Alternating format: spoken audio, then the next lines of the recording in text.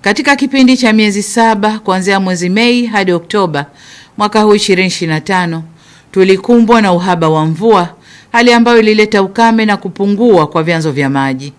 Nitumie fursa hii kuwapa pole wananchi na wakazi wa jiji la Dar es Salaam na maeneo mengine yote ambayo kulikuwa na changamoto ya upatikanaji wa maji safi na salama.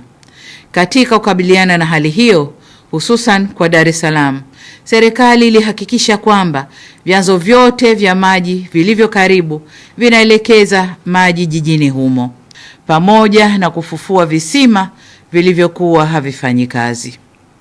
Aidha, tunamshukuru Mungu kwamba mvua zinazoendelea kunyesha ndani ya mwezi huu wa Disemba zinaongeza kina cha maji kwenye vyanzo vya Ruvu Juu na Ruvu Chini na zinarejesha hali nzuri ya upatikanaji wa maji.